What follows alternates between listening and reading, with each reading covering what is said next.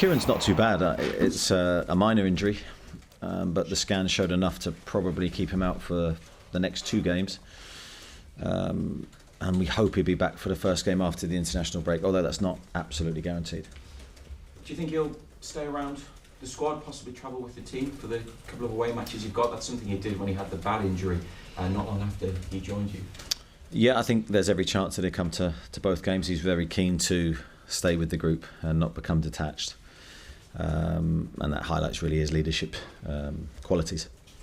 When Trippier was substituted last weekend, you brought Tino Livramento on, and he ended up getting his first Newcastle goal.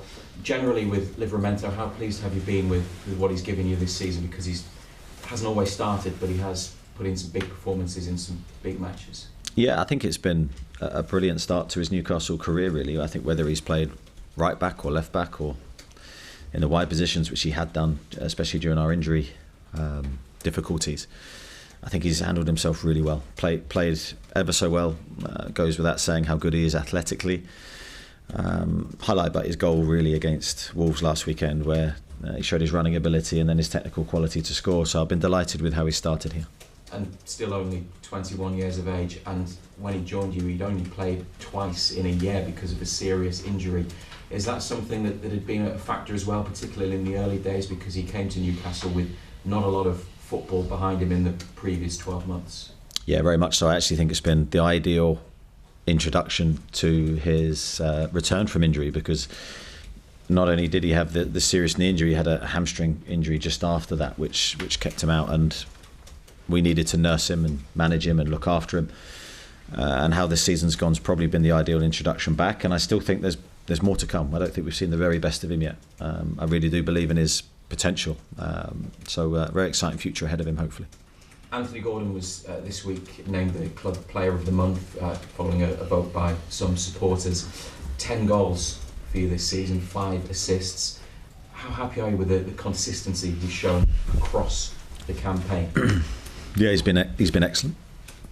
When you consider how many games he's played and the minutes he's played, and the responsibility that comes with that position, he's had to burden a lot of our attacking intent, and he's done it superbly for someone so young. He's been really, I think, mature about everything that he's delivered this year in training and how he's taken that into matches. And he's really added the product and the goals and assists, which is something he needed to do to become the best player that he's capable of being. And I'm delighted with every aspect of his game this year. The victory over Wolves took you up the Premier League table. You've got Chelsea coming up after the FA Cup, and then the break you play West Ham, another team that's in the mix with you. How do you view the battle at the moment to get into those European places, and what lies ahead for you? Because, like I say, you're playing some of the teams around you.